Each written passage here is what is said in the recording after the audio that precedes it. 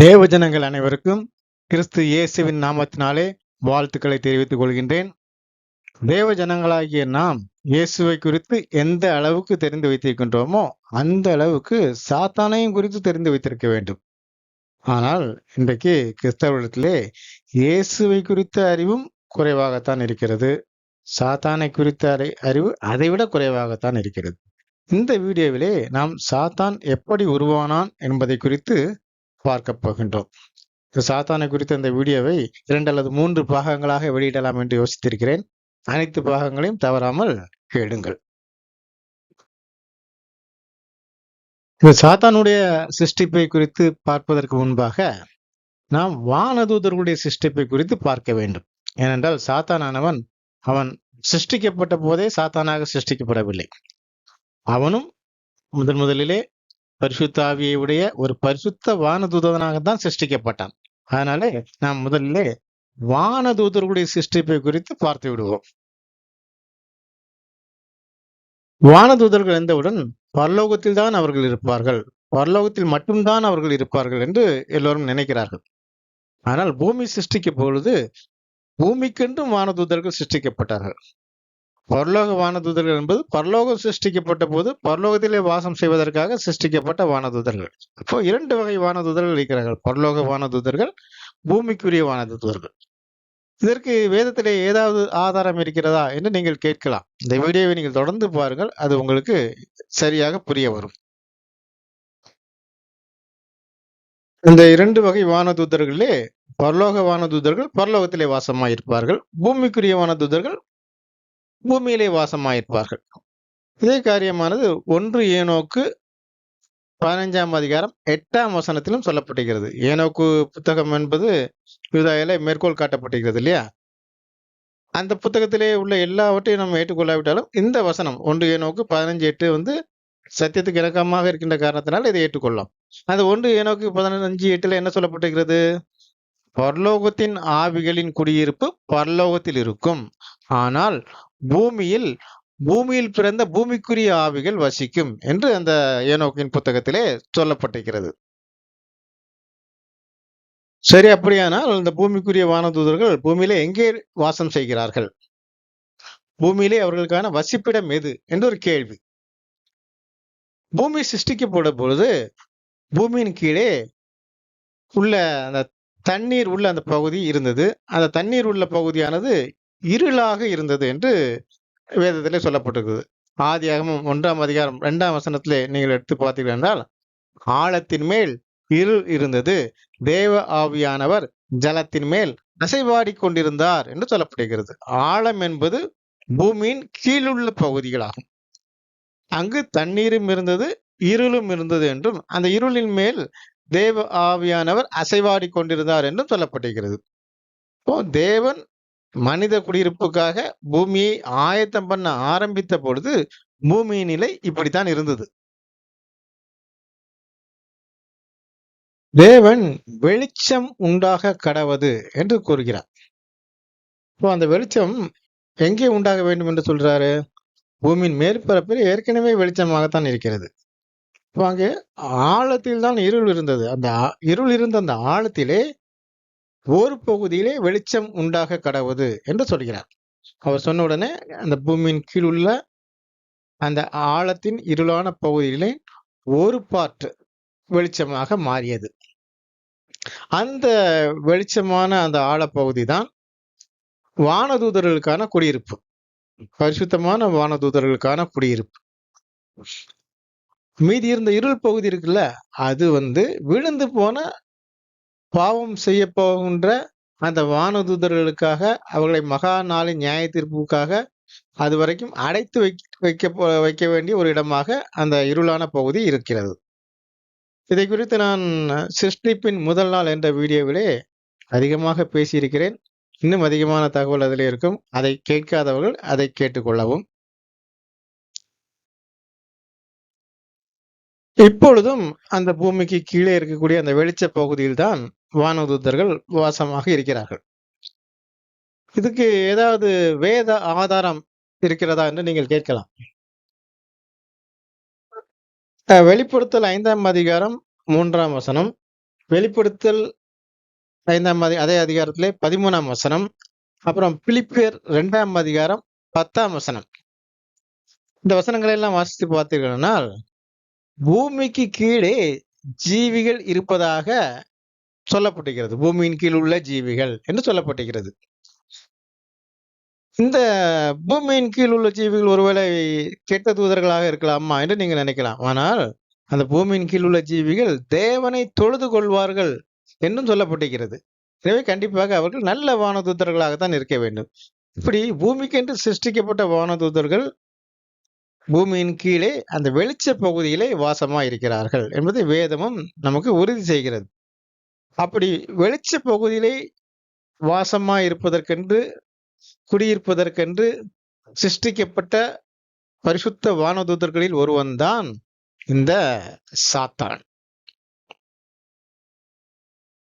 அந்த பூமிக்கு கீழே அந்த வெளிச்ச பகுதியிலே வானதூதர்கள், நல்ல வானதூதர்கள் குடியிருக்கிறார்கள் என்று பார்த்தோம். அப்படின்னா அங்கிருந்து அவர்கள் எப்படி பூமிக்கு மேலே வருகின்றார்கள்? அதுக்கு ஏதாவது ஒரு பாதை இருக்கின்றதா, வழி இருக்கின்றதா என்று நாம் பார்க்க வேண்டும். யோபு 38ஆம் அதிகாரம் 19-20 வசனத்திலே இது கூறப்பட்டிருக்கிறது. வெளிச்சம் வாசமாயிருக்கும் இடத்திற்கு வழி எங்கே? இருள் குடிகொண்டிருக்கும் ஸ்தானம் எங்கே? அதன் எல்லை இன்னதென்று உனக்கு தெரியுமா? அதன் வீட்டுக்கு போகின்ற பாதையை அறிந்திருக்கிறாயா என்று ஒரு கேள்வி கேட்கப்படுகிறது. இதனுடைய உள்ள அர்த்தம் என்ன? வெளிச்சத்தின் பகுதி என்று ஒன்று இருக்கிறது, இருளின் பகுதி என்று ஒன்று இருக்கிறது. அதற்கு செல்லக்கூடிய பாதையானது மனுக்குலத்துக்கு தெரியாது. ஒரு கேள்வியாக, ஒரு சவாலாக அங்கே கேட்கப்படுகிறது. உனக்கு தெரியுமா அப்படின்ட்டு. என்னென்றால் அது மனுக்குலத்துக்கு தெரியாது. வெளிச்சத்துக்கு மட்டுமல்ல, இருளின் அந்த இருள் வாசமா இருக்கக்கூடிய இடத்துக்கும் சொல்வதற்கு பாதைகள் இருக்கின்றன என்பது இந்த வசனத்தின் மூலமாக நாம் தெரிந்து கொள்ளலாம். அந்த பாதை ஒன்று இருந்ததென்றால் அந்த பாதையானது பூமியின் மேற்பரப்பில் ஏதாவது ஒரு இடத்துல திறப்பு இருக்க வேண்டும் இல்லையா? இப்போ அந்த பாதைகள் எங்கே திறக்கும்? வெளிச்சத்தின் பாதை எங்கே திறக்கும்? இருளின் பாதை எங்கே திறக்கும்? வெளிச்சத்திற்கான பாதை கண்டிப்பாக ஏதேனில் தான் திறக்க வேண்டும். ஏனென்றால் ஏதேன் தான் மனிதர்கள் மத்தியிலே தேவன் வாசமாயிருப்பதற்காக சிருஷ்டிக்கப்பட்ட ஒரு தோட்டம். அங்கே கெருபீன்கள் மத்தியிலே தேவன் வாசமாயிருப்பார். அப்போ அந்த பூமியின் அந்த வெளிச்ச பகுதியிலிருந்து நேராக அந்த வாசலானது ஏதேனிலே திறக்க முடியாததான் ஏற்படுத்தப்பட்டிருக்கும். அங்கிருந்து ஏதேனுக்கு வருவதும் போவதுமாக வானதூதர்கள் இருந்திருப்பார்கள். இருளின் பாதை எங்கே இருந்தது, எங்கே இருக்கும் என்பதெல்லாம் நமக்கு தெரியாது. இது அதிகமாக வேதத்திலே வெளிப்படுத்தப்படவில்லை. அதனால நமக்கு அது இதுவரைக்கும் தெரியவில்லை. பூமிக்கென்று சிருஷ்டிக்கப்பட்ட வானதூதர்கள் எங்கே தங்கி இருக்கிறார்கள் என்று பார்த்து விட்டோம். அடுத்ததாக பூமிக்குரிய வானதூதர்கள் எப்பொழுது சிருஷ்டிக்கப்பட்டார்கள் என்று நாம் பார்க்க வேண்டும். பூமிக்கு அஸ்திபாரம் போடப்பட்ட பொழுது வானதூதர்கள் கம்பீரித்தார்கள் என்று யோபு 38ஆம் அதிகாரம் 4 முதல் 7 வசனங்களிலே சொல்லப்பட்டிருக்கிறது. அஸ்திபாரம் என்ன? ஒரு வீட்டுக்கு அஸ்திபாரம் போடுறதுன்னா அது பூமிக்கு கீழே நிலத்தை தோண்டி போடக்கூடியதுதான் அஸ்திபாரம். அது முதலிலே செய்ய வேண்டிய காரியம். அது நமக்கு பூமிக்கு கீழே இருப்பதால் அது நம்ம கண்ணுக்கு தெரியாது. அஸ்திபாரம் என்பது வெளியே தெரியாது. அது முதலிலே செய்ய வேண்டிய காரியம். அதே போல பூமி ஏற்கனவே இருந்தது. பிரபஞ்சங்கள் எல்லாம் சிருஷ்டிக்கப்பட்ட பொழுதே சூரியன், சந்திரன், பூமி எல்லாம் சிருஷ்டிக்கப்பட்டு விட்டது. ஆனால் அது ஒழுங்கின்மையும் வெறுமையுமாக இருந்தது. மனித குடியிருப்புக்கு தகுதியற்றதாக இருந்தது. அந்த மனித குடியிருப்புக்காக தகுதியற்றதாக இருந்த அந்த பூமியை மனித குடியிருப்புக்காக தயார் செய்ய ஆரம்பித்தல் தான் அந்த பூமிக்கு அஸ்திபாரம் போடுதல். அதான் அந்த பூமியை தயார் செய்வதற்கு செய்த முதல் காரியமே அந்த பூமிக்கு அஸ்திபாரம் போடுதல். இப்ப என்ன நடந்துச்சு? பூமி மனித குடியிருப்புக்காக அதை ஆயத்தம் பண்ண ஆரம்பிக்கும் பொழுது முதலிலே என்ன நடந்தது என்று நமக்கு ஆதியாகமம் 1ஆம் அதிகாரத்திலே முதல் 2-3 வசனங்களிலே சொல்லப்பட்டிருக்கிறது இல்லையா? அங்கே ஆழத்திலே இருள் இருந்தது, தண்ணீர் இருந்தது, அதிலே வெளிச்சம் உண்டாகியது என்று சொல்லப்பட்டிருக்கிறது. இப்போ அந்த பூமிக்கு கீழே அந்த ஆழத்திலே இருந்த தண்ணீரும், அந்த தண்ணீரிலே ஒரு பகுதி இருளாகவும் ஒரு பகுதி வெளிச்சம் உள்ள அறையாகவும் மாற்றியதுதான் பூமிக்கு அஸ்திபாரம் போடக்கூடிய காரியம். அதுதான் பூமியிலே மனித குடியிருப்புக்காக தேவன் ஆயத்தம் செய்த பொழுது செய்த முதல் காரியம் என்னதான், இந்த பூமிக்கு கீழே நடந்தது. அது என்னதுதான், அந்த ஆழத்திலே வெளிச்சத்தையும் இருளையும் உண்டாக்கிய அந்த காரியம். அதுதான் பூமிக்கு அஸ்திபாரம் போடக்கூடிய ஒரு காரியமாக இருக்கின்றது. பூமியின் அஸ்திபாரம் என்பது ஆழமும் அதில் உள்ள தண்ணீர்களும் தான் என்று 2 பேதுரு 3ஆம் அதிகாரம் 5ஆம் வசனத்திலே சொல்லப்பட்டிருக்கிறது. ஜலத்திலே நிலை கொண்டிருக்கிறது பூமி என்று அதிலே சொல்லப்பட்டிருக்கிறது. நிலை கொண்டிருக்கிறது என்ன? ஒரு வீடு அஸ்திபாரத்திலே நிலை கொண்டிருக்கும். அதே போல பூமி தண்ணீரிலே ஜலத்திலே நிலை கொண்டிருக்கிறது என்றால் ஜலம்தான் அதற்கு, தண்ணீர் தான் அதற்கு அஸ்திபாரம் என்று அர்த்தம். அந்த அஸ்திபாரத்தில் தான், அந்த பூமிக்கான அஸ்திபாரமாகிய அந்த ஆழத்தின் தண்ணீரில் தான் வானதூதர்களுடைய குடியிருப்பாகிய அந்த வெளிச்சம் உண்டாக்கப்பட்டது. அப்போ அஸ்திபாரம் போடப்பட்ட பொழுது ஏன் அந்த வானதூதர்கள் கம்பீரித்தார்கள் என்றால், தங்களுக்கென்று பூமிக்குரிய அஸ்திபாரத்திலே வாசஸ்தலம் கட்டப்பட்டதை குறித்து அவர்கள் மகிழ்ச்சியோடு கம்பீரித்தார்கள். தங்களுக்கு ஒரு அருமையான வாசஸ்தலம் கிடைத்திருக்கிறது என்று அந்த சந்தோஷத்திலே அவர்கள் அங்கு கம்பீரித்தார்கள். அதுதான் அங்கு யோபு 38ஆம் அதிகாரத்திலே சொல்லப்பட்டிருக்கிறது. பூமியை மனித குடியிருப்புக்கென்று ஆயத்தம் செய்த ஆரம்பிக்கும் போது முதலிலே தேவன் இயேசு மூலமாக செய்த காரியம் அந்த அஸ்திபாரம் போடப்பட்டது. அப்போ அஸ்திபாரம் போடப்பட்ட பொழுதே வானதூதர்கள் இருந்திருக்கிறார்கள் என்றால், அந்த ஆயத்தம் பண்ண ஆரம்பிப்பதற்கு முன்பாகவே தேவன் இயேசு மூலமாக பூமிக்கான வானதூதர்களை சிருஷ்டித்து விட்டார் என்று நாம் புரிந்து கொள்ளலாம். அப்படி பூமிக்கு என்று சிருஷ்டிக்கப்பட்ட அந்த வானதூதர்களிலே ரேங்கிங் படி 7 நிலைகள் இருந்தது. 7 ரேங்க், 7 நிலைகள் அந்த வானதூதர்களே இருந்தது, ஹைரார்கி. இந்த 7 நிலை வானதூதர்கள் தான் வெளிப்படுத்தல் 1ஆம் அதிகாரம் 4ஆம் வசனத்திலே தேவனுடைய சிங்காசனத்துக்கு முன்பாக இருக்கக்கூடிய 7 ஆவிகள், 7 ஆவி ஜீவிகள் என்று சொல்லப்பட்டிருக்கிறது. 7 ஆவிகள் என்னது? 7 ஆவி ஜீவிகள். அப்போ இயேசு ஜெயம் கொண்ட பின்னர் இந்த தேவனுடைய இந்த 7 நிலை ஆவி ஜீவிகளும் இயேசுவின் 7 ஆவிகள் ஆனார்கள் என்று வெளிப்படுத்தல் 3ஆம் அதிகாரம் 1ஆம் வசனத்திலே சொல்லப்பட்டிருக்கிறது. அதுல என்ன சொல்லப்பட்டிருக்கிறது? தேவனுடைய 7 ஆவிகளையும் உடையவர். இப்போ ஏற்கனவே அது தேவனுடைய ஆவிகளாக இருந்தார்கள், தேவனுக்கு கீழ்ப்படக்கூடியவர்களாக இருந்தார்கள். இயேசு ஜெயம் கொண்ட பிறகு அந்த 7 நிலை ஆவி ஜீவிகளும் இயேசுவுக்கும் கீழ்ப்படக்கூடியவர்களாக ஆனார்கள்.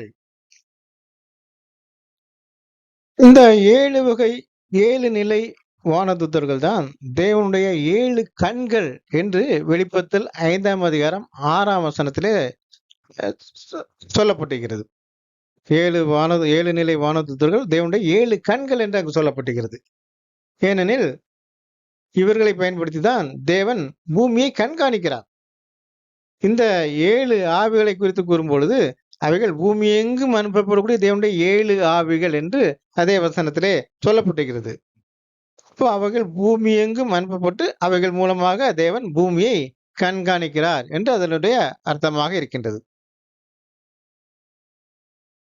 இந்த 7 வகை வானதூதர்களுடைய பெயர்கள் வேதத்திலே கொடுக்கப்பட்டிருக்கிறதா என்று நாம் பார்த்தோமேனால், வேதத்திலே எங்கும் இந்த 7 வகையான வானதூதர்களுடைய பெயரை ஒரே இடத்திலே மொத்தமாக கொடுக்கப்படவில்லை.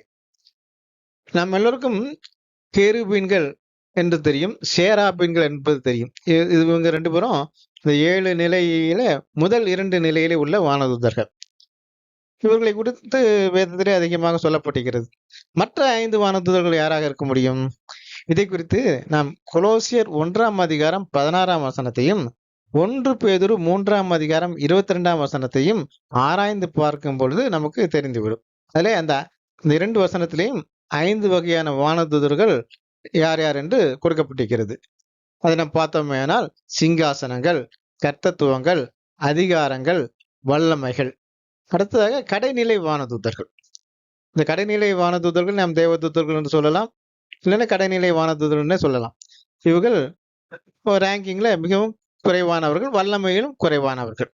ஆக மொத்தத்திலே இந்த 7 வகை வானதூதர்கள் இருக்கின்றார்கள். அவருடைய பெயர்கள் எல்லாம் வேதத்திலே மொத்தமாக கொடுக்கப்படாவிட்டாலும், ஆங்காங்கே அ சிறிது சிறிதாக அவர்களுடைய பெயர்கள் கொடுக்கப்பட்டிருக்கின்றது.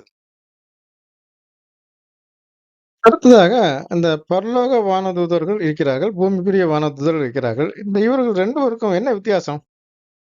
வல்லமையில ஏதாவது வித்தியாசம் இருக்கிறதா என்று பார்த்தோமானால், பரலோக வானதூதர்கள் பரலோகத்திலிருந்து பூமிக்கும், பூமியிலிருந்து பரலோகத்துக்கும் எல்லா இடத்துக்கும் அவர்கள் செல்ல முடியும். அத்தகைய வல்லமை அவர்களுக்கு உண்டு.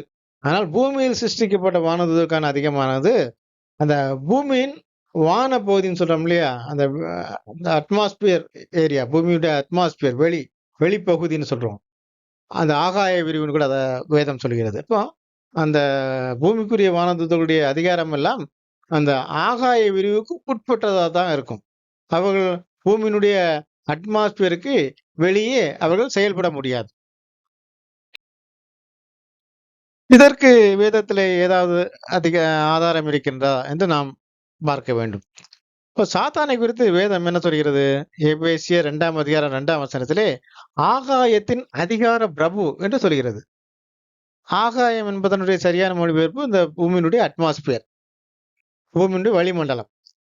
இப்போ சாத்தானுடைய அதிகாரம் எல்லாம் பூமியினுடைய இந்த அட்மாஸ்பியருக்குள்ளே, இந்த வளிமண்டலத்துக்குள் தான் செல்லுபடியாகும் என்று அதிலே சொல்லப்படுகிறது. அதனால்தான் ஆகாயத்தின் அதிகார பிரபு. சாத்தானும் பூமியிலே சிருஷ்டிக்கப்பட்ட ஒரு வானதூதன் தான். அவனுக்கு பூமியின் வளிமண்டலத்துக்கு மட்டும் தான் அதிகாரம் இருக்கும் என்று சொல்கின்ற பொழுது, பூமியில் சிருஷ்டிக்கப்பட்ட மற்ற வானதூதர்களுக்கு கண்டிப்பாக பூமியினுடைய வளிமண்டலத்துக்கு மேலே அதிகாரம் இருப்பதற்கு வாய்ப்பில்லை. அவர்களுக்கும் அதிகாரமானது பூமியினுடைய வளிமண்டலத்துக்கு உட்பட்டதாக தான் இருக்க வேண்டும். இப்போ நமக்கெல்லாம் ஒரு கேள்வி எழலாம். பரலோகத்தில் தான் வானதூதர்கள் இருக்கிறார்களே, அவர்களுடைய அதிகாரமெல்லாம் பூமி வரைக்கும் செயல்பட முடிகின்றதே. அவர்களுக்கு அந்த அளவுக்கு வல்லமை இருக்கின்றதே. அவர்களால் பூமியிலும் செயல்பட முடிகிறது. இப்படி இருக்கின்ற பொழுது, பூமிக்கென்று எதற்கு வானதூதர்கள்? தேவன் இந்த பரலோக வானதூதர்கள் மூலமாகவே பூமியிலே செயல்பட முடியாதா? என்று நீங்கள் கேட்கலாம். தேவன் ஆதாமை தேவ சாயலிலே படைத்தார். தேவ சாயலிலே இருந்த ஆதாமுக்கும் அவனுடைய சந்ததியருக்கும் பணிவிடை செய்யக்கூடிய பணிவிடை ஆவிகளாகத்தான் இந்த பூமிக்குரிய வானதூதர்கள் சிருஷ்டிக்கப்பட்டார்கள். அதற்காக மட்டுமே இந்த பூமியின் வானதூதர்கள் பிரத்யேகமாக சிருஷ்டிக்கப்பட்டார்கள். அதனாலதான் எபிரேயர் 1:14 ரட்சிப்பை சுதந்திரிக்கப் போவர்கள் நிமித்தமாக ஊழியம் செய்யும்படிக்கு அவர்கள்லாம் அனுப்பப்படக்கூடிய பணிவிடை ஆவிகளாக இருக்கிறார்கள் என்று சொல்லப்படுகிறது. அவர்கள் மனுக்குலத்துக்கான பணிவிடை ஆவிகளாக சிருஷ்டிக்கப்பட்டார்கள். பிரத்யேகமாக அந்த பணிக்காக அவர்கள் சிருஷ்டிக்கப்பட்டார்கள். சபையாருக்குரிய பாதுகாவல் தூதர்களை குறித்து கூறும் பொழுது, அவர்கள் அந்த பாதுகாவல் தூதர்கள் கார்டியன் ஏஞ்சல்ஸ் எப்பொழுதும் பரமபிதாவுடைய சமூகத்தை தரிசிக்கிறார்கள் என்று மத்தேயு 18:10 சொல்லப்பட்டிருக்கிறது. பூமிக்குரிய வானதூதருக்கு பூமியின் வளிமண்டல பகுதிதான் எல்லை என்று பார்த்தோம். அப்படியானால் இவர்கள் எப்படி பரலோகத்துக்கு சென்று தேவனுடைய சமூகத்தை முன்பாக நிற்க முடியும்? நாம் பரலோகத்தில் மட்டும்தான் தேவனுடைய சமூகம் இருக்கின்றது என்று நாம் எண்ணக்கூடாது. சமூகம் என்றால் பிரசன்னம். பிரசன்னம் என்பது சரீர பிரகாரமான இருத்தல் அல்ல. ஒரு அடையாளமான இருத்தல். இதை நான் எப்படி சரியாக சொல்வதென்றால், ஆசாரிப்பு கூடாரத்தினுடைய மகா பரிசுத்த ஸ்தலத்திலே இந்த உடன்படிக்கை பெட்டியின் மேலே ஷெக்கினா மகிமை என்ற ஒரு காரியம் இருக்கும். இப்ப அங்குதான் தேவனுடைய பிரசன்னம் இருக்கின்றது. இப்போ பிரதான ஆசாரியன் வருஷத்துக்கு ஒரு முறை அந்த மகா பரிசுத்த ஸ்தலத்துக்குள்ளே போகின்ற பொழுது, அங்கிருந்து தான் தேவன் அவனோடு பேசுவார். அதற்காக தேவன் மகா பரிசுத்த ஸ்தலத்திலே சரீர பிரகாரம் இருக்கிறார் என்று நாம் சொல்ல முடியுமா? கண்டிப்பாக அப்படி சொல்ல மாட்டோம். அப்ப அங்க உள்ள பிரசன்னம் மட்டும் தான் இருக்கின்றது. அதே போலவே தேவன் ஆதாமை படைத்த பொழுது மனிதர்கள் மத்தியிலே அவர் பிரசன்னமாக இருக்க வேண்டும் என்பதற்காக சிருஷ்டிக்கப்பட்ட இடம்தான் ஏதேன் தோட்டம். அங்கேதான் வானதூதர்கள் தேவனை சந்தித்து தேவனிடத்திலே தகவலை தெரிவிப்பார்கள். தேவனுடன் உத்தரவு வாங்கிக் கொள்வார்கள். அப்போ ஏதேன் தோட்டம் தான் அவர்கள் தேவனை தரிசிக்கக்கூடிய தேவனுடைய சமூகமாக இருக்கின்றது. இப்போ அடுத்த ஒரு கேள்வி வரலாம். அங்கே பரலோகத்திலே என் பரமபிதாவின் சமூகத்தை எப்பொழுதும் தரிசிப்பார்கள் என்று சொல்லப்பட்டிருக்கிறது. நீங்கள் பூமியிலே உள்ள சமூகம் என்று சொல்கிறீர்களே, இது எப்படி அப்படின்னு கேட்கலாம். பரலோகம் என்பதற்கான அந்த கிரேக்க வார்த்தையும், வானம் என்பதற்கான கிரேக்க வார்த்தையும் ஒன்றுதான். இங்கே ஆக்சுவலா அத வானம் என்றுதான் தமிழிலே மொழிபெயர்த்திருக்க வேண்டும். ஏதேன் தோட்டத்திற்கு வானம் என்ற ஒரு வேறு பெயரும் இருக்கின்றது என்று நாம் ஏற்கனவே பார்த்திருக்கிறோம். நம்ம முதல் வீடியோவிலே ஏதேனுக்கான வேறு பெயர்கள் என்பதை குறித்து பார்க்கின்ற பொழுது, வானம் என்பதும் ஏதேனுக்கான ஒரு வேறு பெயர் என்று பார்த்திருக்கிறோம். அந்த வீடியோவை பார்க்காதவர்கள் அதை பார்த்துக் கொள்ளவும். இப்ப ஆதாம் பாவம் செய்த முன் வரைக்கும் தேவனுடைய பிரசன்னம் ஏதேனிலே இருந்தது என்பதை நாம் ஏற்றுக்கொள்ளலாம். ஆனால் ஆதாம் பாவம் செய்த பிறகும் கூட தேவனுடைய பிரசன்னம் ஏதேனில் இருந்தது என்பதற்கு ஏதாவது வேத ஆதாரம் இருக்கின்றதா என்பது அடுத்த கேள்வி. இப்ப யோபு 1ஆம் அதிகாரம் 6ஆம் வசனத்திலே சாத்தான் தேவனுடைய சந்நிதியிலே வந்து நின்றான் என்று சொல்லப்படுகிறது. தேவனுடைய சந்நிதி என்றால் தேவனுடைய சமூகம் சந்நிதியிலே வந்து அங்கு நிற்கின்றான்.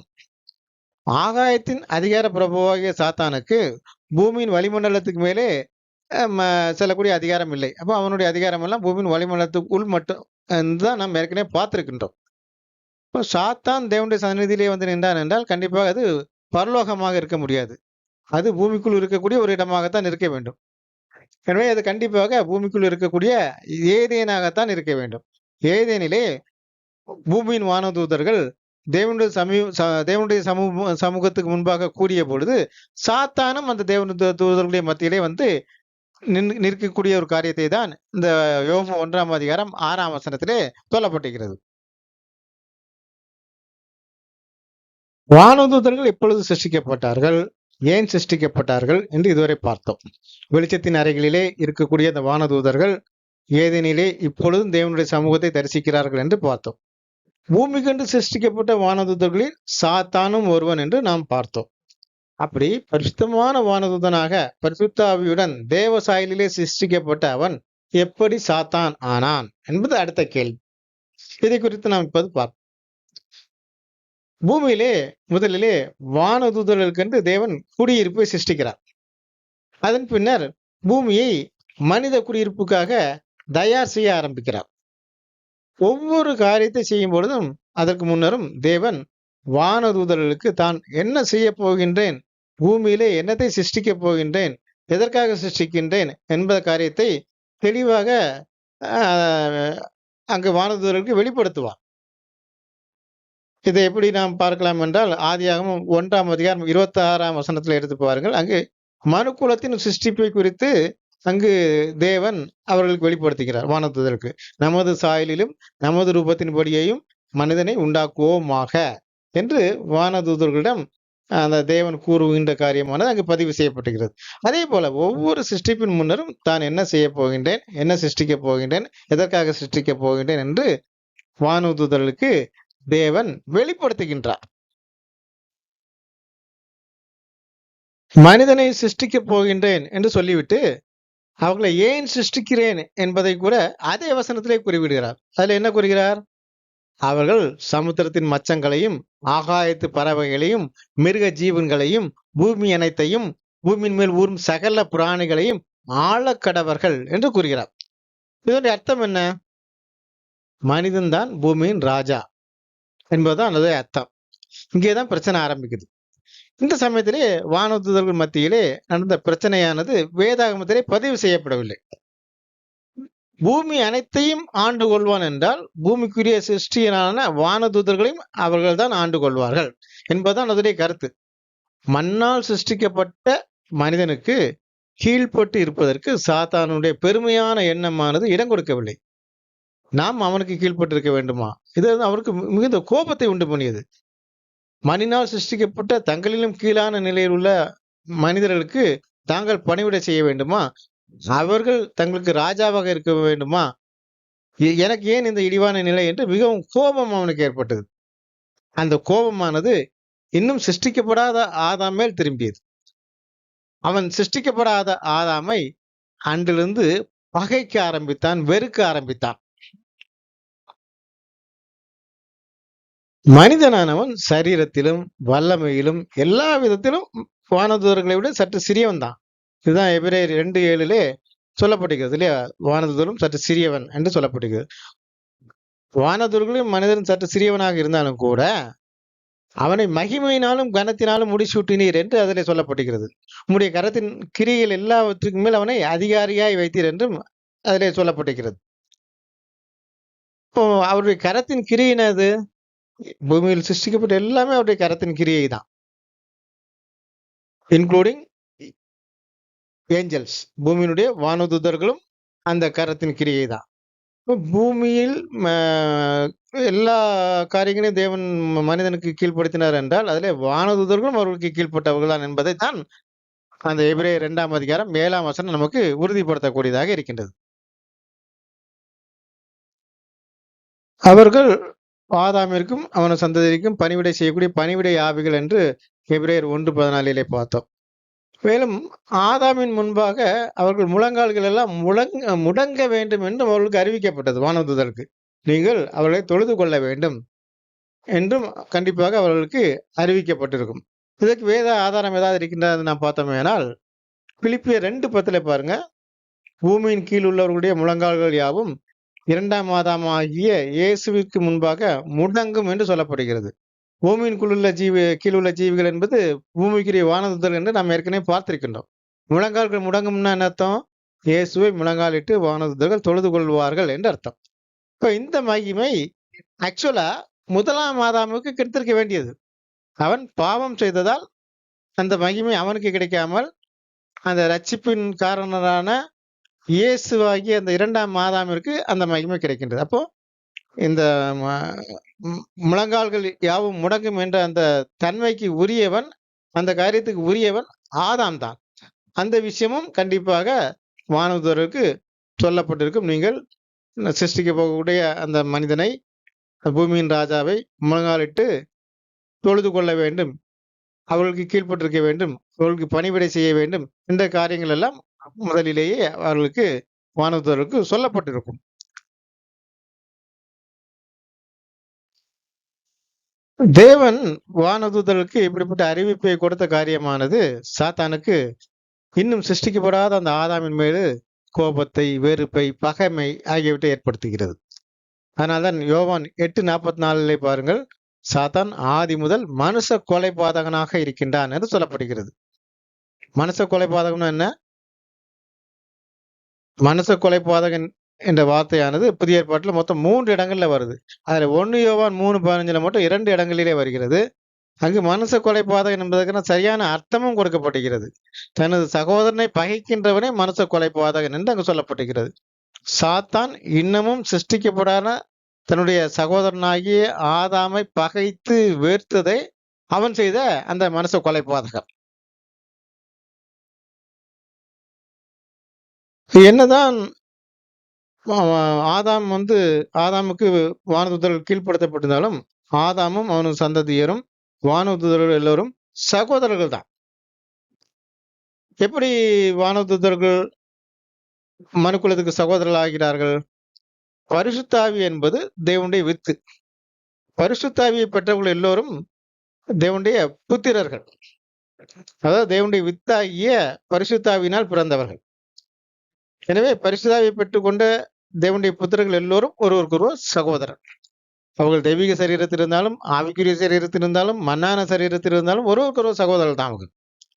இந்த கருத்தில் தான் ஆவின் சரீரத்தை விட மேலான, அதாவது வானதூதர்களை விட சற்று மேலான நிலையில் இருந்த இயேசு கிறிஸ்து வானதூதர்களை விட சற்று கீழான நிலைக்கு பாவ மாம்ச சாயலுக்கு வந்து பரிசுத்தாவியை பெற்ற சபையாரை தனது சகோதரர்கள் என்று சொல்வதற்கு அவர் வெட்கப்படவில்லை என்று எபிரேயர் 2ஆம் அதிகாரம் 11-12 சொல்லப்பட்டிருக்கிறது. இயேசு கிறிஸ்து பரிசுத்தாவியை பெற்ற மண்ணான சரீரத்தில் இருந்த தனது சகோதரர்களை சகோதரர் என்று சொல்வதற்கு வெட்கப்படவில்லை. ஆனால் சாத்தானோ இயேசு கிறிஸ்துவை விட கீழான நிலையிலே இருந்தவன் இல்லையா? இயேசு கிறிஸ்துவால் சிருஷ்டிக்கப்பட்டவன். அப்படி இருக்கும் பொழுது அவன் இந்த மனுக்குலத்தை, ஆதாமை தனது சகோதரனாக கூட ஏற்றுக்கொள்வதற்கு அவனால் இயலவில்லை. அந்த அளவுக்கு அவனை, ஆதாமையும் அவனது சந்ததியிடம் அவன் பகைக்கிறான், வெறுக்கின்றான், சகோதரனாக ஏற்றுக்கொள்ள மறுக்கின்றான், வெட்கப்படுகின்றான். காரணம், மனுக்குலத்துக்கு தாங்கள் கீழ்ப்படுத்தப்பட்டிருப்பதால் அவ்வாறான ஒரு நிலைக்கு போகின்றான். சிருஷ்டிக்கப்படாத ஒருவனை வெறுத்தல், பகைத்தல் என்பது எப்படி மனுஷ கொலைபாதகம் ஆகும் என்பது அது ஒரு அடுத்த கேள்வியாக இருக்கின்றது. எப்படி அது ஒரு கொலை குற்றமாகும்? இன்னும் அவன் சிருஷ்டிக்கப்படவே இல்லையே, அவன் எப்படி கொலை செய்ய முடியும் சாத்தான் என்று ஒரு கேள்வி. பரிசுத்தாவியை பெற்றவர்கள் எல்லோரும் ஆவியின் பிரமாணத்துக்கு உட்பட்டவர்கள். நியாய பிரமாணம் மற்றும் மனசாட்சியின் பிரமாணத்துக்கு உட்பட்டவர்கள்லாம் சரீர பிரகாரமாக ஒரு மனிதனை கொன்றால் தான் அவன் கொலை குற்றவாளி ஆவான். ஆனால் ஆவின் பிரமாணத்துக்கு உட்பட்டவனோ தனது சகோதரனை மனதிலே வெறுத்து விட்டாலே, மனதிலே பகைத்து விட்டாலே, மனதிலே கோபப்படுத்தி விட்டாலே, அவர்களை குறித்து ஒரு கோபம் மனதிலே ஏற்பட்டு விட்டாலே அவர்கள் கொலை குற்றவாளி ஆகிவிடுகிறார்கள். இதுதான் மத்தேயு 5ஆம் அதிகாரம் 21, 22ஆம் வசனத்தை வாசித்து பார்த்தீர்கள்னால் உங்களுக்கு அது தெரியும். இதே காரியம் தான் 1 யோவான் 3:15 சொல்லப்படுகிறது. தன் சகோதரனை பகைக்கிறவன் எவனும் மனுஷ கொலை பாதகன் என்று அங்கு சொல்லப்படுகிறது. ஆதாமை பகைத்துதான் சாத்தான் மனச கொலை பாதகன் ஆனானா? ஏன் அவனுடைய உடன் ஒரு ஆவிஜீவியை பகைத்து அப்படிப்பட்ட ஒரு மனச கொலை பாதகன் ஆயிருக்க முடியாதா என்று ஒரு கேள்வி. ஆனா இது தமிழ் அறிந்தவர்களுக்கு இந்த கேள்வி எழறதுக்கு வாய்ப்பு இல்லை. ஏன்னா 1 யோவான் 3:15 தமிழ் வேதாகமத்திலே தெளிவாக சரியாக மொழிபெயர்க்கப்பட்டிருக்கிறது. மனுஷ கொலை பாதகம் என்று சரியாக சிறப்பாக மொழிபெயர்க்கப்பட்டிருக்கிறது. வேறு எந்த லாங்குவேஜிலும் எந்த அளவுக்கு தெளிவாக மொழிபெயர்க்கப்படவில்லை. பெரும்பாலான ஆங்கில வேதாகமங்களில் மர்டரர் என்று பொதுவான வார்த்தையில் தான் மொழிபெயர்த்திருக்கிறார்கள். ஒரு சில ஆங்கில வேதாகமங்கள் தான் மேன் கில்லர் என்று மொழிபெயர்த்திருக்கிறார்கள். இதுதான் ஆங்கிலத்திலே சரியான மொழிபெயர்ப்பாக இருக்கும். இந்த மனுஷ கொலை பாதகம் என்பதற்கான கிரேக்க வார்த்தை ஆந்த்ரோபோட்டோனோஸ் என்பதாகும். ஆந்த்ரோபோ என்றால் மனிதன் என்று அர்த்தம். இதிலிருந்து தான் மானிடவியலுக்கான ஆந்த்ரோபாலஜி என்ற வார்த்தை வந்தது. டோனோஸ் என்றால் கொலை செய்தல், கொல்லுதல் என்று அர்த்தம். மனிதனை கொல்பவன் என்பதே அதனுடைய சரியான அர்த்தம். சாத்தான் மனிதனாகிய ஆதாமை பகைத்ததால் அவன் மனித கொலை பாதகன் ஆனான். அவன் ஒரு ஆவிஜீவி ஏதாவது பகைத்திருந்தால் அவன் ஆவி கொலை பாதகனாக தான் ஆயிருப்பான். ஆனால் அதை மனுஷ கொலை பாதகம் என்று கூற முடியாது. அப்போ ஆவிஜீவி அவன் பகைத்திருந்தால் ஆவி கொலை பாதகம் என்று தான் கூறியிருக்க வேண்டும். எனவே சாத்தான் ஆவிஜீவி எதையும் பகைத்து கொலைகாரன் ஆகவில்லை. மனிதனாகிய ஆதாமை பகைத்ததால் மட்டுமே அவன் மனுஷ கொலை பாதகன் ஆனான் என்று நாம் இந்த வார்த்தையின் மூலமாக உறுதியாக நம்ப முடியும்.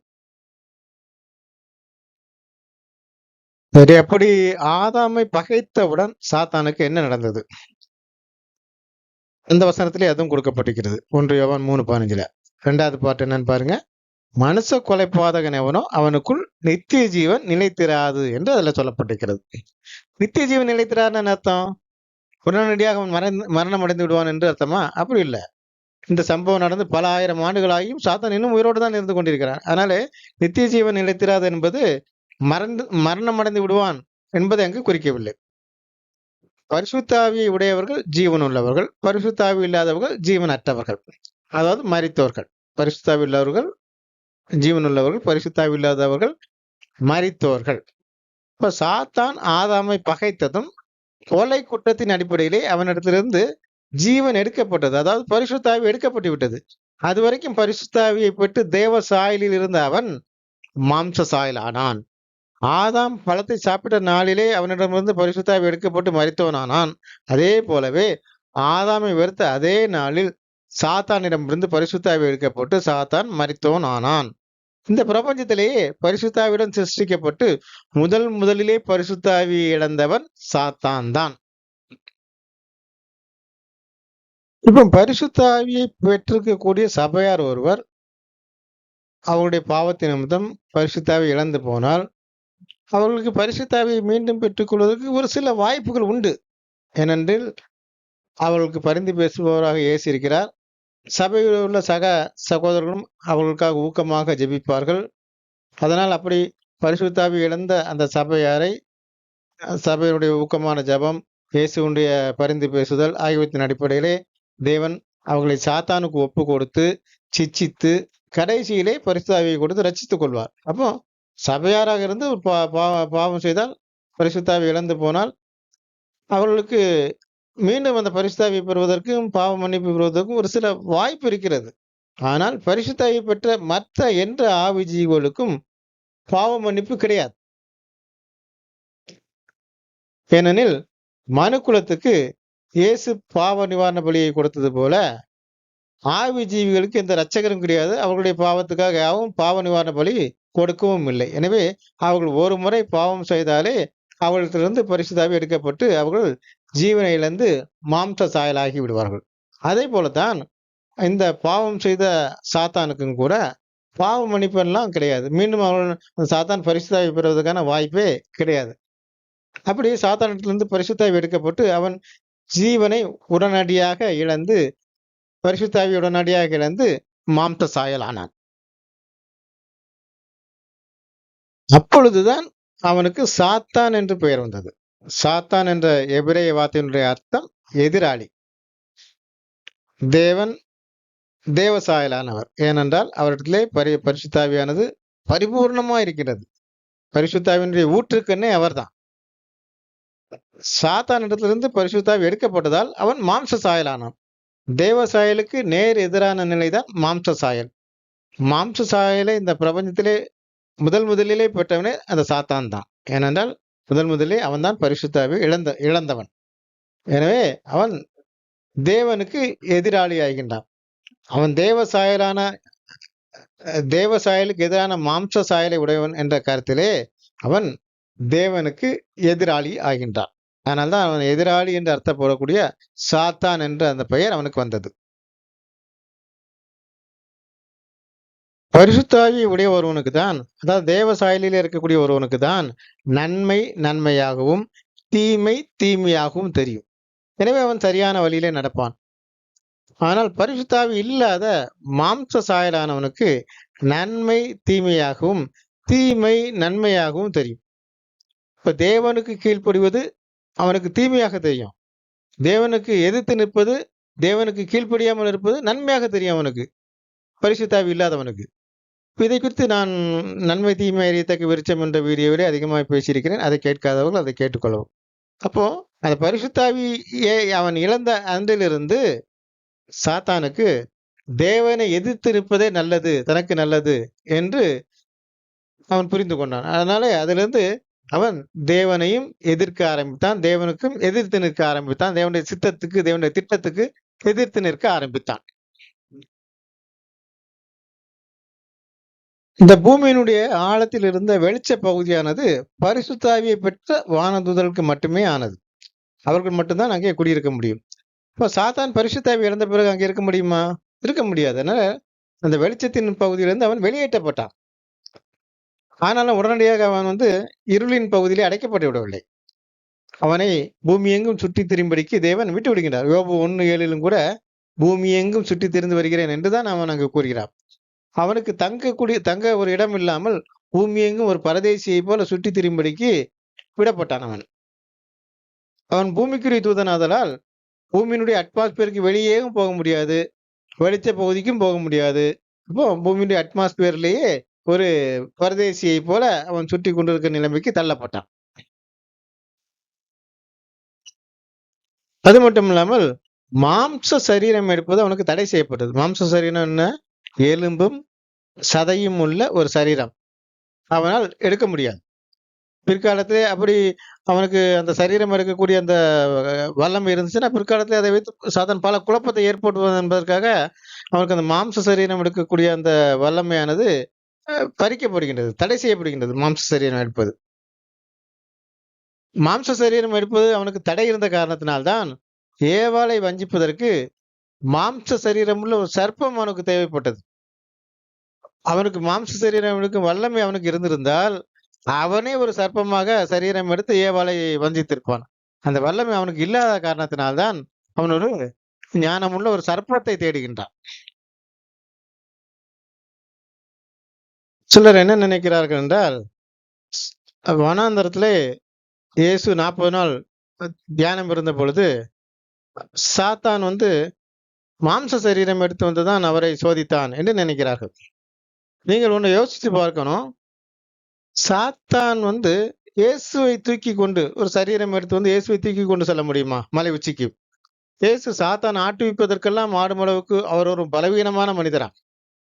இதையெல்லாம் நீங்கள் கொஞ்சம் யோசிச்சு பார்க்க வேணும். சாத்தானவனுக்கு மாம்ச சரீரம் எடுக்க முடியாவிட்டாலும் கூட மாம்ச சரீரத்தில் இருக்கக்கூடிய மனிதர்கள் அல்லது பிராணிகளுக்குள் சென்று அவர்களுக்குள்ளே குடியிருந்து அவர்களை ஆட்டி படைக்கலாம். பேய் பிடிச்சிருக்கு, பிசாசு பிடிச்சிருக்குன்னு சொல்றாங்கல்ல, அதே மாரி ஆட்டி படைக்கலாம். மேலும் மாம்ச சரீரத்தில் இருக்கக்கூடிய ஒருவனது மனதிலே செயல்பட முடியும். கிரியை செய்ய முடியும். எப்படி கிரியை செய்யலாம்? தவறான யோசனைகளை கொடுக்கலாம் மனதிலே. மனதிலே தவறான இச்சைகளை உண்டு பண்ணலாம். இப்படிப்பட்ட காரியங்களை மனதிலே தீய யோசனைகளை கொடுப்பது, இப்படிப்பட்ட காரியங்களை எல்லாம் மனதிலே ஒருவனுடைய மனதிலே சாத்தானால் உருவாக்க முடியும். அப்படிதான் சாத்தானானவன் வானத்திலே இயேசுவின் மனதிற்குள்ளே சில ஷார்ட்கட்டான யோசனைகளை சொல்றான். பலியிடாமல், இயேசு கஷ்டப்படாமல், பலியிடாமல் ராஜ்யத்தை சுதந்தரித்துக் கொள்ளலாம் என்பதற்கு சில யோசனைகளை சொல்கிறார். இயேசு சாத்தானுடைய அந்த யோசனைகளை எல்லாம் புறக்கணித்தார். அதனால்தான் வானத்திலே சாத்தான் இயேசுவின் முன்பாக சரீரம் எடுத்து வந்தான் என்று நாம் சொல்லக்கூடாது. அப்படி எண்ணக்கூடாது. அவன் இயேசுடைய மனதிலே தான் அந்த யோசனைகளை கொடுத்து இயேசுவை அங்கு சோதித்தான். அதனால அவன் சரீரம் எடுத்து வந்து இயேசுவை தூக்கி கொண்டு மலை உச்சிக்கு போனான் என்றெல்லாம் நம் ஒரு லாஜிக்கே இல்லாதபடிக்கெல்லாம் யோசித்து கொண்டிருக்க கூடாது. சாத்தான் பாவம் செய்தவுடன் அவனிடத்திலிருந்து பிரகாசமும் நீக்கப்பட்டு விட்டது. பிரகாசம், வெளிச்சம் என்பதெல்லாம் நல்ல தூதர்களுக்கான அடையாளம். எனவே அவர்கள் வெளிச்சத்தின் அறைகளிலே இருக்கிறார்கள். அவர்கள் வெளிச்சமாக இருப்பதால் தான் பிரகாசமாக இருக்கிறார்கள். சாத்தானின் அடையாளம் இருள். எனவேதான் அவனது பிள்ளைகள் இருளின் பிள்ளைகள் என்று அழைக்கப்படுகிறார்கள். ஏன் அவன் இருள் என்று அழைக்கப்பட்டான்? அவன் பாவம் செய்த பின்னு அவனிடத்திலிருந்து வெளிச்சம் நீக்கப்பட்டு விட்டது. அதனால அவன் பிரகாசம் இழந்து போனான், இருளாகி போனான். சாத்தான் மட்டுமல்ல, பாவம் செய்த எல்லா வானதூதர்களும் அவங்களிடத்திலிருந்து பிரகாசமானது நீக்கப்பட்டு விடும். நம்ம லாஜிக்கா கூட கொஞ்சம் யோசிச்சு பார்க்கலாம். பாவம் செய்த வானதூதர்களை அடைப்பதற்காக தேவன் ஆழத்திலே இருளான அறைகளை வைத்திருக்கிறார். பாவம் செய்த வானதூதர்களுடைய உடலிலே பிரகாசம் இருந்தால் அவர்களை அடைத்து வைத்திருக்கக்கூடிய அந்த அறைகளானது இருளாக இருக்குமா? கண்டிப்பாக இருக்காது. இவர்களுடைய சரீரத்தினுடைய பிரகாசத்தின் காரணமாக அந்த இருளான அறைகள் முழுவதுமே பிரகாசமாக மாறிவிடும். அதுக்கும் வெளிச்சத்தின் அறைகளுக்கும் வித்தியாசமே இருக்காது. எனவே கண்டிப்பாக சாத்தானிடத்திலிருந்து அவன் பாவம் செய்த உடனே அவனுடைய பிரகாசமும் நீக்கப்பட்டு விட்டது. சாத்தான் மனுஷ கொலைபாதகன் ஆனவுடன் என்ன தண்டனைகளை எல்லாம் பெற்றான் என்று நாம் இதுவரைக்கும் பார்த்தோம். என்ன தண்டனை எல்லாம் பெற்றான்? முதல்ல பரிசுத்த ஆவியை இழந்தான். அதனால மாம்ச சாயலானான். பூமியின் கீழில் அந்த ஆழத்தின் வெளிச்சத்தின் பகுதியிலிருந்து, வெளிச்சத்தின் அறையிலிருந்து துரத்தப்பட்டான். துரத்தப்பட்டு என்னன்னா, பூமியினுடைய அட்மாஸ்பியரிலே ஆகாயத்தின் அதிகார பிரபு அந்த அட்மாஸ்பியரிலே ஒரு பரதேசியை போல சுட்டி கொண்டு திரிய ஆரம்பித்தான். மூணாவது, சரீரம் எடுக்கக்கூடிய வல்லமை அவனிடத்திலிருந்து பிடுங்கப்பட்டது. அதுக்கு என்ன உதாரணம் பார்த்தோம்? அதனால்தான் அவன் ஏதேன் தோட்டத்துக்கு சரீரம் எடுத்து செல்லாமல் ஒரு சர்ப்பம், மாம்ச சரீரத்தில் உள்ள சர்ப்பம் அவனுக்கு அவசியமாக இருந்தது. நான்காவதாக அவனிடத்திலிருந்து பிரகாசம் நீக்கப்பட்டது. அவன் இருளாகி போனான். மற்றபடி அவன் எல்லா வானதூதர்களுக்கும் என்ன வல்லமை உண்டோ அதே வல்லமையுடன் தான் இப்பொழுதும் இருக்கிறான். அவனிடத்திலிருந்து வேறு எந்த வல்லமையும் பிடுங்கி விடப்படவில்லை.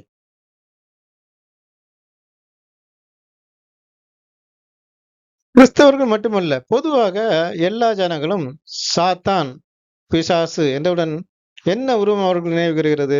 சாத்தான் என்பவன் கருப்பாக இருப்பான். அவன் 2 கொம்புகளை உடையவனாக இருப்பான். அவனுடைய 2 பற்கள் நீண்டு கொண்டிருக்கும். அவனுக்கு ஒரு வால் இருக்கும்.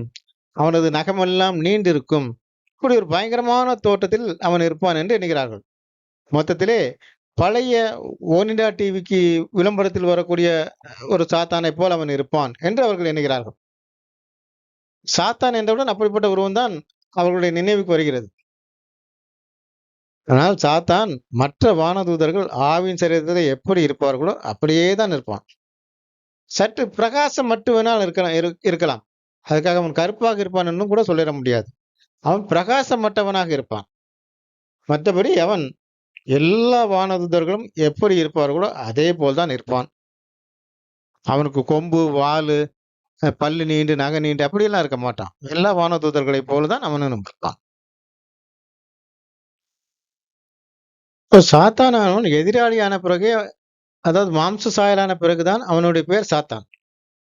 அவன் வானதூதனாக இருக்கின்ற பொழுது, நல்ல வானதூதனாக இருக்கின்ற பொழுது, பாவம் செய்வதற்கு முன்பு அவனுக்கு ஒரு பெயர் இருந்திருக்க வேண்டும் அல்லவா? அந்த பெயர் என்ன என்பது அடுத்த கேள்வி. இப்ப கிறிஸ்தவர்கள் யாரிடத்துல கேட்டாலும் கூட இதற்கு உடனடியாக பெயர் சொல்லிவிடுவார்கள். அவன் பெயர் லூசிஃபர் என்று. ஆனால் லூசிஃபர் என்ற வார்த்தை வேதாகமத்திலேயே கிடையாது என்பது உங்களுக்கு தெரியுமா சகோதரர்களே? அந்த வார்த்தை வேதாகமத்திலே கிடையாது. ஏசாயா 14ஆம் அதிகாரம் 12ஆம் வசனத்திலே கிங் ஜேம்ஸ் வெர்ஷனிலே மட்டும் அந்த லூசிஃபர் என்கிற வார்த்தை இருக்கின்றது. மற்ற ஆங்கில வேதாகமங்களில் தான் அந்த லூசிஃபர் என்ற வார்த்தைக்கு பதிலாக ஓ ஷைனிங் ஒன், ஓ டே ஸ்டார் என்றுதான் அங்கு மொழிபெயர்க்கப்பட்டிருக்கிறது. இதற்கான எபிரேய வார்த்தை, இந்த லூசிஃபர் என்பதற்கான சரியான எபிரேய வார்த்தை ஹெய்லல் என்பதுதான். ஹெய்லல். இந்த வார்த்தைக்கு பிரகாசம் என்ற ஒரு அர்த்தமும் உண்டு. பின் எப்படி அந்த ஹெய்லல் என்பது லூசிஃபர் என்ற வார்த்தை அதிலே வந்தது? ஹெய்லல் என்ற வார்த்தைக்கு பதிலாக லூசிஃபர் என்ற வார்த்தை எப்படி அங்கு வந்தது? லூசிஃபர் என்பது முதல்ல எபிரேய வார்த்தையே அல்ல. அது ஒரு லத்தீன் வார்த்தை. வேதாகமத்தை லத்தீன் மொழியிலே மொழிபெயர்க்கின்ற பொழுது அந்த வார்த்தை லத்தீன் வேதாகமத்துக்குள்ளே வந்து பின்பு அது எல்லா வேதாகமத்துக்குள்ளும் கிங் ஜேம்ஸ் வெர்ஷன் மூலமாக புகுத்தப்பட்டு விட்டது. இப்போ லூசிஃபர் என்பதற்கான சரியான அர்த்தம் பிரகாசம், பிரகாசத்தை உடையவன் என்பதுதான். ஹெய்லல் என்பதற்கான லத்தீன் வார்த்தை தான் லூசிஃபர். சரி, இப்போ உங்களுக்கு ஒரு கேள்வி வரலாம். அப்போ ஒருவேளை அந்த சாத்தானுடைய ஒரிஜினல் பேர் ஹெய்லலாக இருக்குமா என்று ஒரு கேள்வி எழலாம். ஏசாயா 14ஆம் அதிகாரம் முழுவதுமே அழிக்கப்பட்டு போன பாபிலோன் ராஜ்யத்தை குறித்து இஸ்ரேல் ஜனங்கள் கூறக்கூடிய காரியமாகத்தான் இருக்கிறது. நீங்கள் அந்த 14ஆம் அதிகாரத்தில் 4ஆம் வசனத்தை வாசித்து பார்த்தால் உங்களுக்கு அது புரியும். லூசிஃபர் என்று கூறப்படக்கூடிய 12வது வசனமும் கூட பாபிலோன் ராஜ்யத்தை குறித்து தான் கூறப்பட்டிருக்கிறது. 14ஆம் அதிகாரத்தின் முதல் 11 வசனங்களை நீங்கள் வாசித்து பார்த்தாலே இந்த 14ஆம் அதிகாரமானது, ஏசாயா 14ஆம் அதிகாரமானது சாத்தானை குறித்து கூறக்கூடிய அதிகாரம் அல்ல, அது பாபிலோனை குறித்து கூறக்கூடிய அதிகாரம் என்பதை நீங்கள் தெரிந்து கொள்ள முடியும். இந்த லூசிஃபர் என்கிற வார்த்தையை பிரகாசித்தல், பிரகாசம் என்ற அர்த்தத்தில் எடுத்துக்கொண்டோமே ஆனால், அதிகாலையின் மகனாகிய விடிவெள்ளியே என்பதை நாம் எப்படி புரிந்து கொள்ள வேண்டும்? அதிகாலையின் மகனாகிய பிரகாசிக்கின்றவனே, அதிகாலையின் மகனாக பிரகாசித்தவனே என்று நாம் அதை புரிந்து கொள்ளலாம். இது பாபிலோன் ராஜ்யத்துக்கு எப்படி பொருந்தும்? அதிகாலை என்பது ஆரம்பம் என்று அர்த்தம். தேவன் தான் வல்லரசுகளை ஏற்படுத்துகின்றார். புறஜாதிகளிலிருந்து முதலில் ஏற்படுத்தப்பட்ட வல்லரசு அசிரிய ராஜ்யம், அடுத்ததாக பாபிலோன் ராஜ்யம். ஆனால் வேதத்திலே தானியேல் 2ஆம் அதிகாரத்திலே சிலையினுடைய தலையாகிய பாபிலோன் ராஜ்யம் தான் கொடுக்கப்பட்டிருக்கிறது. இப்போ ஆரம்ப காலகட்டத்திலே உலகத்தை ஆள தேவனால் தெரிந்து கொள்ளப்பட்ட ராஜ்யம் பாபிலோன் ராஜ்யம். ஆதலால் அதை வேதம் அதிகாலையின் மகன் என்று சொல்லுகிறது. அதிகாலையின் மகனாகிய விடிவெள்ளியே என்பதை அதிகாலையின் மகனாக இருந்து மகிமையினால் பிரகாசித்தவனே என்று நாம் புரிந்து கொள்ள வேண்டும். உலகத்தினுடைய ஆரம்ப காலகட்டத்திலே மகிமையாக வல்லரசாக இருந்து பிரகாசித்தவனே என்றுதான் அதோடைய அர்த்தமாகும். இந்த வார்த்தைக்கும் சாத்தானுக்கும் எந்த சம்பந்தமும் இல்லை. அடுத்ததாக வானத்திலிருந்து விழுந்தாயே என்று சொல்லப்படுகிறது. இது எப்படி பாபிலோன் ராஜ்யத்துக்கு பொருந்தும்? பாபிலோன் ராஜ்யம் எப்படி வானத்துக்கு போச்சு? அங்கிருந்து எப்படி அது விழுந்துச்சு என்று ஒரு கேள்வி. இந்த வசனத்தை வைத்துக் கொண்டுதான் சாத்தான் பரலோகத்திலிருந்து பூமிக்கு தள்ளப்பட்டான் என்று எண்ணுகிறார்கள். சாத்தான் பூமிக்குரிய வானதூதன். அவன் எப்போ பரலோகத்துக்கு போனான்? அவனை எப்படி பரலோகத்திலிருந்து தள்ளிவிட முடியும்? வானம் என்பதற்கு பல அர்த்தங்கள் உண்டு. நாம் அதுல ஒரு அர்த்தம் தான் ஏதேன் என்று பார்த்தோம். இன்னொரு அர்த்தம் உன்னதமான நிலை. உன்னதமான நிலைக்கு சென்ற பாபிலோனானது அந்த உன்னதமான நிலையிலிருந்து விழுந்து போனது. அந்த ராஜ்யமானது அழிந்து போன நிலையை அங்கு கூறிய உன்னதமான மகிமையான நிலையிலிருந்து அந்த பாபிலோன் ராஜ்யமானது விழுந்து போன நிலையே வானத்திலிருந்து விழுந்தாயே என்ற அந்த வார்த்தை மூலமாக வெளிப்படுத்தப்படுகிறது. வானம் என்பதற்கு உன்னதமான நிலை என்ற ஒரு அர்த்தமும் உண்டு என்பதற்கு ஒரு வேத ஆதாரத்தை நாம் பார்த்து விடுவோம். புலம்பல் 2ஆம் அதிகாரம் 1ஆம் வசனம். இதை வாசிச்சு பாருங்க. இஸ்ரேலின் மகிமையை வானத்திலிருந்து தரையிலே விழத் தள்ளினார். இஸ்ரேலின் மகிமையை வானத்திலிருந்து தரையில் விழத் தள்ளினார் என்று அங்கு கூறப்படுகிறது. பாபிலோனுக்கு சிறைப்பட்டு போகும் முன்னர் சொந்த மன்னர்களால் ஆளப்பட்டு இஸ்ரேல் தேசமானது மகிமையோடு இருந்தது. ஆனால் பாபிலோனுக்கு சிறைப்பட்டு போன பின்னர் அதன் மகிமையானது இழந்து போனது. அதன் மகிமையை இழந்து போனதானது அந்த காரியம்தான் வானத்திலிருந்து விழுதல் என்று அங்கு சொல்லப்பட்டிருக்கிறது. அதனாலே வானத்திலிருந்து விழுதல் என்பதை பரலோகத்திலிருந்து விழுதல் என்று தவறாக புரிந்து கொள்ளக்கூடாது. பாபிலோன் ராஜ்யத்தின் வீழ்ச்சியை குறித்து கூறப்பட்டிருக்கக்கூடிய கவிதை நடிகரான வசனங்கள் தான் ஏசாயா 14ஆம் அதிகாரமாகும். அந்த ஏசாயா 14ஆம் அதிகாரத்துக்கும் சாத்தானுக்கும் எந்த சம்பந்தமும் இல்லை. எனவே சாத்தானுடைய பெயரானது ஹெய்லலும் இல்லை, லூசிஃபரும் இல்லை. ஏனோக்கின் புத்தகத்திலே பிசாசுகளின் தலைவனுடைய பெயர் சமையேல் என்று சொல்லப்படுகிறது. சில யூத எழுத்து படைப்புகளிலும் கூட சமையேல் என்று சொல்லப்பட்டிருக்கிறது பிசாசுகளுடைய தலைவனுடைய பெயர். ஆனால் இவைகளெல்லாம் நம்ம ஆதாரமாக எடுத்துக்கொண்டு சாத்தானுடைய பெயர் சமையேல் என்று சொல்லிவிட முடியாது.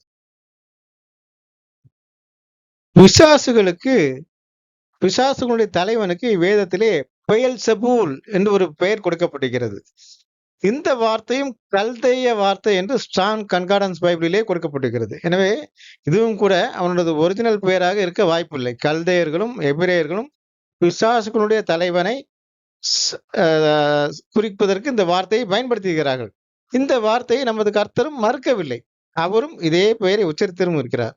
எனவே நாமும் அதுவே சாத்தானுடைய பெயர் என்று ஒரு தற்காலிகத்துக்கு அந்த பெயல்செபூல் தான் சாத்தானுடைய ஒரிஜினல் பெயர் என்று நாம் எண்ணிக்கொள்வோமாக. சகோதரர்களே, இதுவரைக்கும் சாத்தான் எப்படி உருவானான், அவனது தன்மை என்ன, அவனது பெயர் என்ன என்பதெல்லாம் குறித்து முழுமையாக பார்த்தோம். வேத வசனத்தின் மூலமாக ஆராய்ந்து பார்த்தோம்.